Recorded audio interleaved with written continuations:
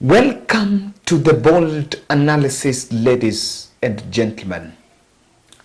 Why do you think President William Ruto has sent his deputy in the Rift Valley region? What could be the mission? We have a government that is committed just to retain power. There have been a lot of strategy, policy statements and remarks of us having an elite government, a government that is run by elites. And I want to say categorically that there is something that comes out from the recent conduct of Kenya Kwanza politicians. When William Ruto was in Uganda, Rigathi attended a homecoming party and homecoming event in Uasin Gishu that was organized by Farouk Kibet, William Ruto's right-hand man. And that is the event that Ndindi Nyoro was confessing that it has been difficult to meet William Ruto. That was a week ago. Then the following Sunday, William Ruto visited Kericho.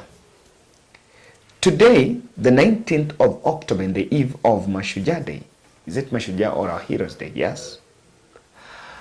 Rigathi was in Nandi in an event of commemorating Koitalel Samoei. And in that event, I kept stock of it. And if you look at this photo you're seeing on your screen, he was welcomed by the area leadership of Nandi, governor. There was also the senator of Uasin Gishu. I think there were also host governors, I think for Kericho and Bomet were also invited, and some other governors from Rift Valley, and cabinet nominees. Also present there was Kipchumba Murkomen and a host of members of parliament from the region. I followed it to the latter. Before he went to the Kapsabet Girls where that event was happening, he handed over some tools of work to some group of youths in Eldas, and I think that's the photo you're seeing in your screen, if I have got it right. And that was just a bit of kuwapatia, I think the machines are washer or something.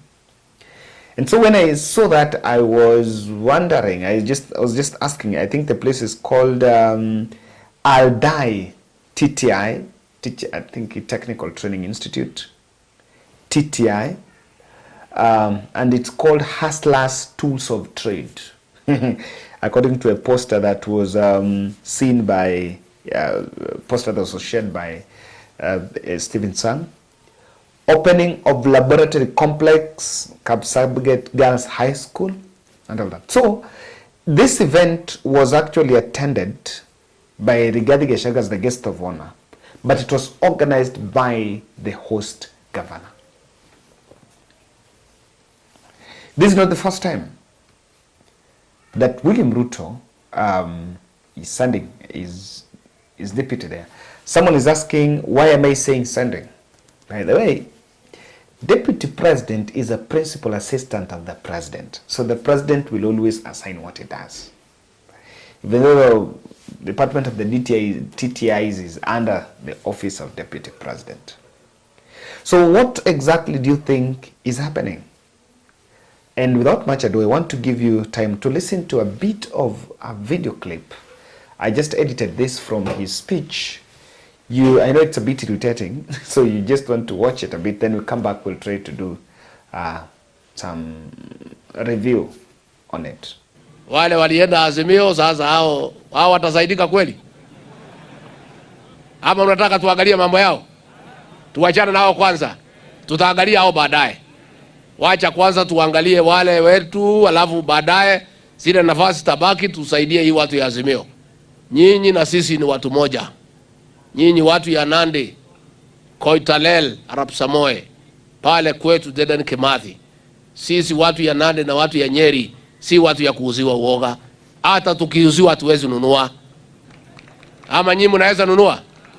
Walijaribu kutisha mimi pale, ati watanifunga, ati wataniua, ati wataninyang'anya mali, ati niwachane na William Ruto. Nikamwambia mimi ni mtoto ya Maumau, mtafute mtu mwingine ya kutisha, hapana mimi. Mimi nimekaa pale nikaongea na watu ya Mlima Kenya, wakalete dada wetu pale akawaongelesha. Now guys, I've mentioned over and over again that campaigns are over. And I think Gachagua is still in that mood. Ama mimi ndio na feel hivyo pepe yangu. You know, there seems to be that hangover. People are still enjoying talking about Uhuru Kenyatta. You know, that is water under the bridge. And if there is someone who, I don't know if they have speech writers, someone should get, I know his office now has been fixed by a full communication department, but that communication department should be active, and we should see a change in terms of how the deputy president is carrying himself in the public. I don't think, speeches are just pathetic. Now, for lack of a better word, this is what is really happening, guys. Why Ruto is sending Gachagua in the rift? Kindly subscribe to our channel, click the notification bell, and also like our video. I also remind us about the 50 shillings challenge that we are still moving on with. Just 3 days to the end of it. We are actually finishing it on 22nd of this month. So I'm still reaching out to you in a special way. Kindly help us by the little that you can have to buy an extra camera. That camera will help our production team in producing the exclusive interviews that we are introducing in the channel. So the number is up there, 0710 62 78 89. It's bare, I think, only 18,000 remaining out of the now 83, I think 21,000 out of the 83,000 shillings challenge. Let me tell you, there are 3 reasons why Gachagua has been dispatched in Rift Valley.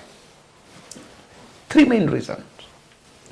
One of the reasons is William Ruto wants to revive the hustler tokenism.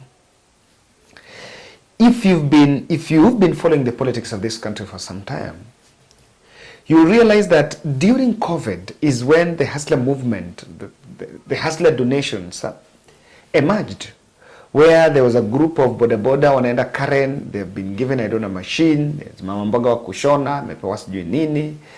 There was some other women wamepewa gas cylinders, and there was just a lot of things that were being thrown left, right, and center. People are being given. So the hustlers' donation is what imagized the hustler movement. It was the image. Then from there, when the party was formed, the symbol was brought up as the wheelbarrow. Then it became to kazi. And it created a perception that they really cared for the people. What the president and his deputy might have realized is that there is a bit of some discontent from their voters and their supporters.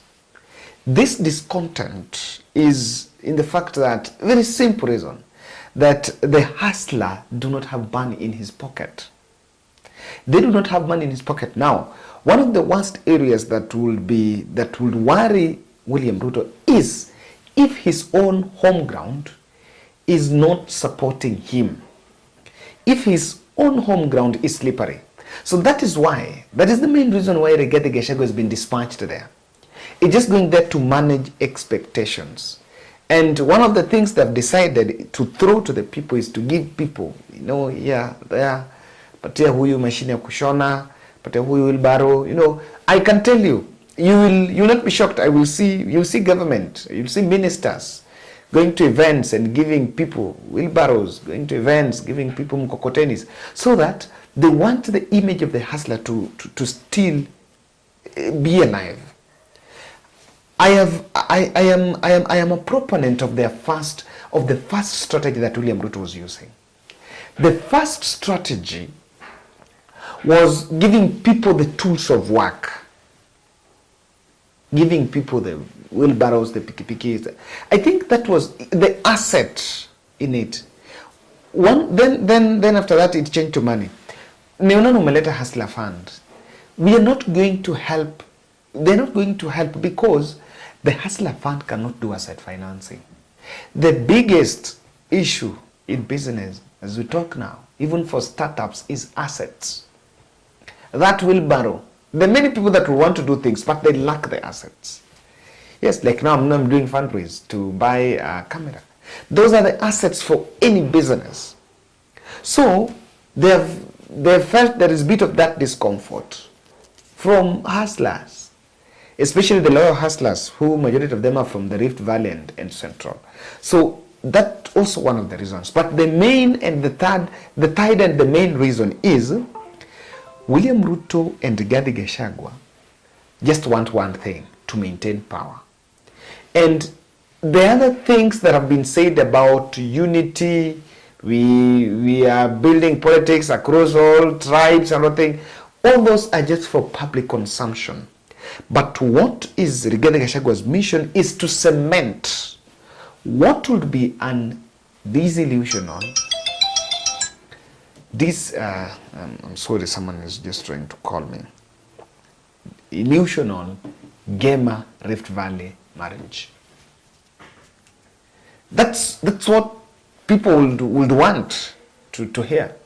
And that's why Rigathi Gachagua has been dispatched in the Rift Valley counties.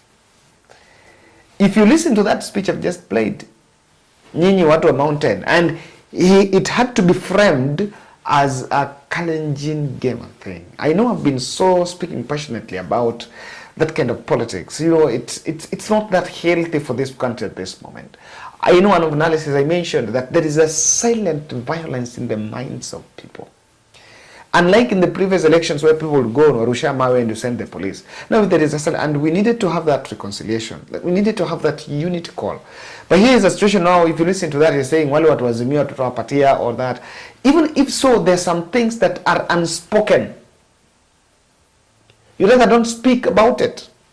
But there is a lot of verbal excesses. You know, there's a lot of verbal excesses that is coming out and the deputy is spewing. So that's my take on why Rigathi Gachagua is campaigning there. And let me tell you why. What is the motive for this cementing Gema Rift? This cementing Gema Rift is something that can still be a brainchild of Gachagua to lock out Musalia Mudavadi from the matrix. I can tell you, Rigathi Gachagua and the Mount Kenya politicians believe that William Ruto is their president because of them and Rift Valley. And they don't see any other input of Mudavadi and the Western Wing and the other parts of the country. And if there is something that can sink realm, is that illusion. Because the Kenyan voter is well enlightened. Then again, we may have to regroup in terms of tribes as they now try to bring that grouping to build the tide of numbers. But the level of awareness is another level. If you don't deliver, you'll be in for a rude shot. That's my bold analysis, guys.